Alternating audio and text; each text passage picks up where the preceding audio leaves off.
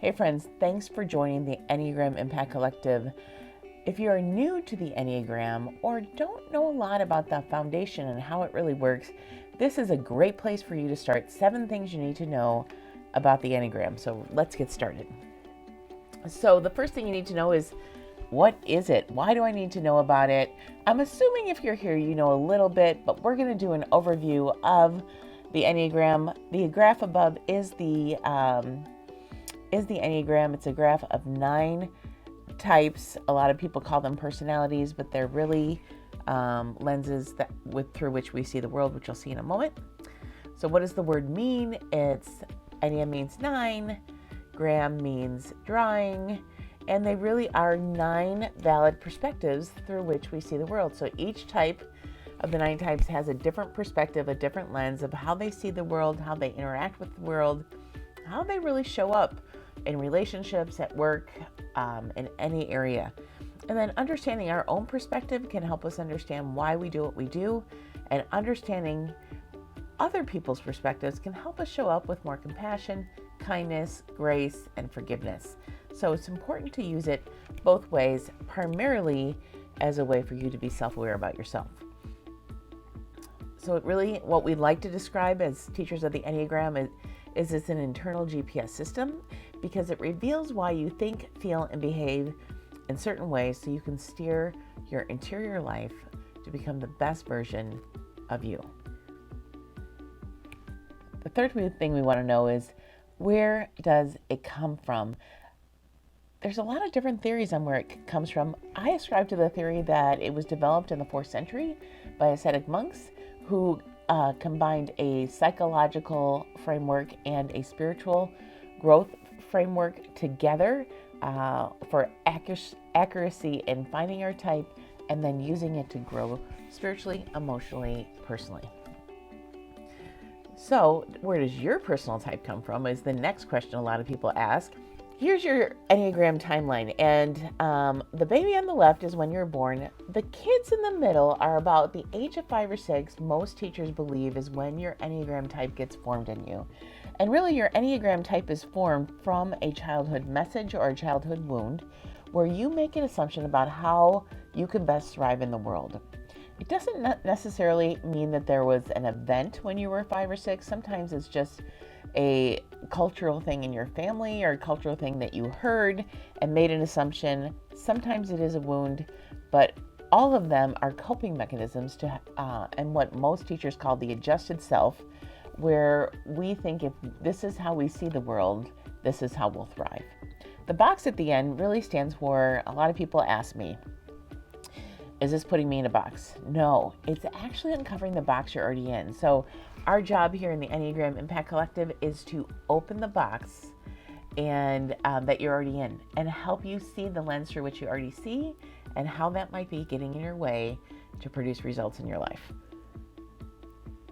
So the 4th thing we want to know is there's a foundational triad. The Enneagram is based on this idea of intelligence centers. So there's 3 intelligence centers on this graph of the Enneagram, and each of the 3 types are in one intelligence center. So what are they? There's an instinctual center. That's types 8, 9, and 1. And we'll get into the types in a little bit. But they all have something in common, which is they perceive information from their gut instincts. The heart center, types 2, 3, and 4, they all perceive information through their feelings. And then the head center, which is types 5, 6, and 7, they perceive information primarily through their thinking, through their head. So what is the big deal with this? So one thing to remember about these triads, these centers of intelligence, is that the reason you are the type you are is because you overuse one of these intelligence centers, which is why you can pinpoint sometimes. If you know how you perceive information, you can actually pinpoint and narrow down which of the 3 types that you might be. So let's go into a deep dive on each of them. The gut center, the 8, 9s, and 1s again, they assess everything through their instincts. They're very action-oriented, sometimes even controlling both their interior and then their exterior world. They engage in life through instincts and action. And then their emotional struggle together as a group is anger. Now, they all deal with this differently, especially this triad. So just a note for you is that type 9s tend to fall asleep to most of their feelings, including anger, and they do not know that this is their emotional struggle. So if you asked a 9, they would not know about that. And then the type 1s actually don't think it's okay to express anger because they're trying to control their exterior world to minimize criticism. And so they actually express their anger as resentment. So most type 1s will say, I don't get angry, I get resentful. Their common desire together is justice. So they are all seeking justice and they all struggle somewhat with anger. The next center is the heart center. So that's, again, types 2, 3, and 4. They perceive information through their feelings. A lot of them perceive their own identity through the feelings of others. One unique thing about this group is they all have a radar when they walk into a room. They can pick up the feelings of others unconsciously. And so they use that much differently, as we'll see as you do the videos for each individual type. But they all have that radar. And then they engage through their feelings. Now, some of them suppress their own feelings and pick up the feelings of others, and others, like the type 4, will want to express their own feelings. Their emotional struggle is shame, so they do a lot of comparison, people pleasing. People are really big to this triad. And then their common desire is wanting significance and identity. Lastly, we have the head center, the yellow portion, types 5, 6, and 7, and they engage and perceive information through their thinking. They are great problem solvers. They do a lot of mental analysis. They're just, if you know friends who are thinking all the time, this is your group here. So they have an emotional struggle of anxiety. They all struggle with some form of anxiety, and their common desire is to have security. And so that's really important. So why is this important for us as we're looking at the overview? It's that if you can pinpoint which feeling centers, intelligence center you're in, you can typically then narrow down what type you might be. Most people do not know right off the bat what they are. So if you do not know at this point, it's totally okay. But if you can pinpoint, some people can point to and say, I know I struggle with shame and I desire to have significance. It's a good indicator that you might be in that intelligence center, which means you might be a 2, 3, or 4. All right, the fifth thing you need to know, which we've already alluded to, there are 9 types. So let's go over them really quickly, just with names. There are videos for each type, 7 things you need to know about each type in the resource center. So feel free to explore those if you want to know more. So we always start with 9. Peaceful mediator, we don't always start with 9, but we are starting with 9. They are called the crown of the Enneagram because they're at the top, but also because they also have this calm, welcoming exterior, and they're everyone's friend. Everyone loves the type 9. And so that is where we're at. So peaceful mediator, sometimes called the peacemaker, wanting to seek peace. The type 1s are moral perfectionists, sometimes called the reformer. Their worldview is that the world is broken pretty much, and that it's their job to reform the world, starting with themselves, others, and then out to the outside world. Type 2s, supportive advisor, also called the helper. They move into help and really find their significance through helping other people.